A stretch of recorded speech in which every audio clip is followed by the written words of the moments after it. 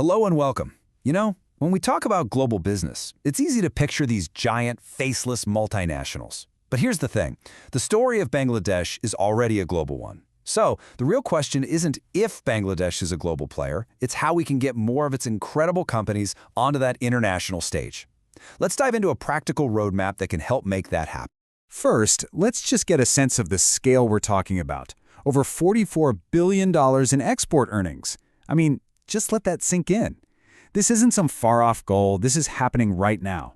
It's proof positive that the world is already buying what Bangladesh creates. And that's not even the whole story. Add to that more than $30 billion in remittances coming into the country. You put those two numbers together, and the picture becomes crystal clear. Bangladesh is already woven deep into the fabric of the world economy. The connections are there, and they're strong. So the real focus for us today is about a crucial shift in mindset.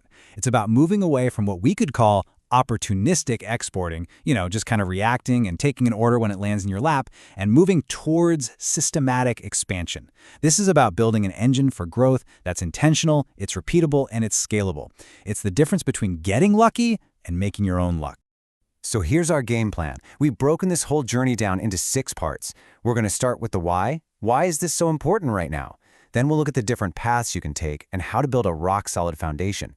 From there, we'll map out an action plan, uncover some secrets from the companies that are already winning, and finally, look at who can partner with you to make it all happen. All right, let's jump into our first section. Why go global now? And the big takeaway here is that in today's world, this isn't just about growth anymore. It's really become an essential strategy for survival, for resilience, and for long-term strength. So what are the real tangible benefits? Well, there are 3 huge ones. First up, strategic risk management. Look, if you're only selling in your home market, you're putting all your eggs in one basket. Spreading out your sales internationally protects you from local economic bumps. Second, it drives a positive internal transformation. Seriously, international buyers have high standards, and meeting them forces your entire company to level up your quality and your processes. And third, you get enhanced brand credibility.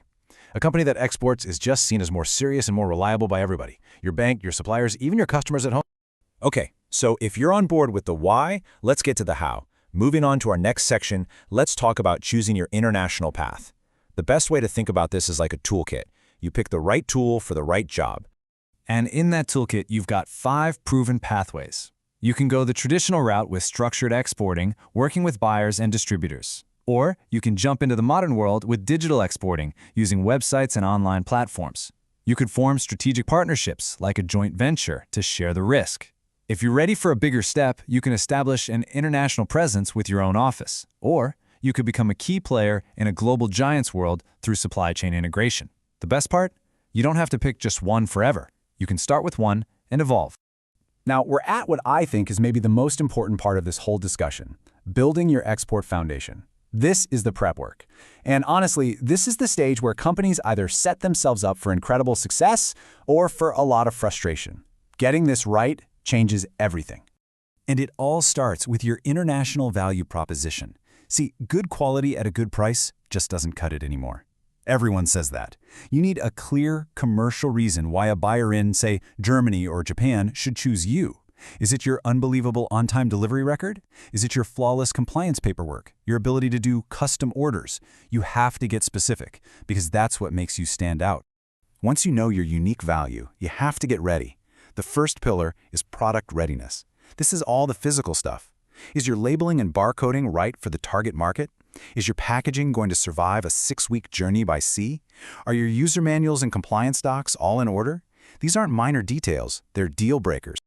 The second pillar is operational readiness. An international buyer doesn't just want one perfect sample.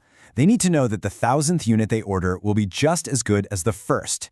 That means you need solid quality management systems, you need to be able to trace your raw materials, and you need clear inspection checkpoints. Consistency is king.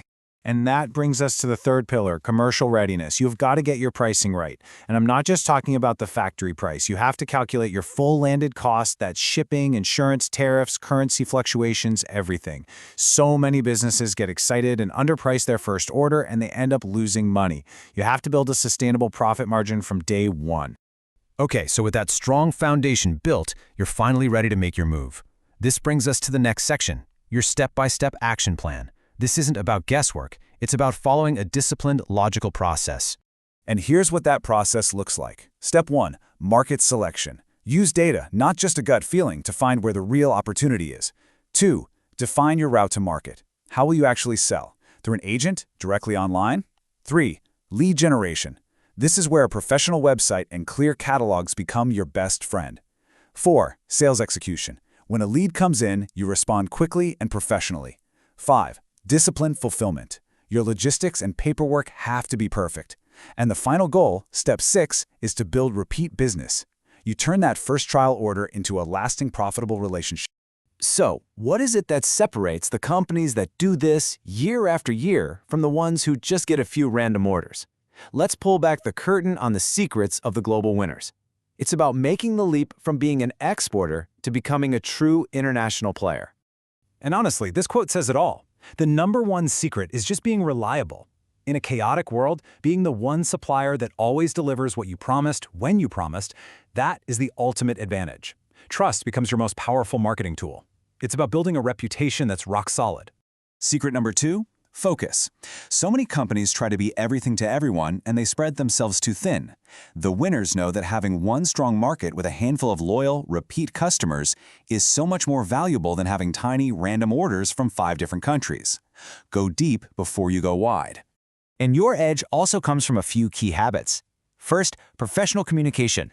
Every email you send is a reflection of your company's quality. Second, being proactive on compliance. Have your certifications ready before a buyer asks for them. It shows you're a serious player. And finally, treating exporting as a system, something you're constantly working on and improving, not just a one-time thing.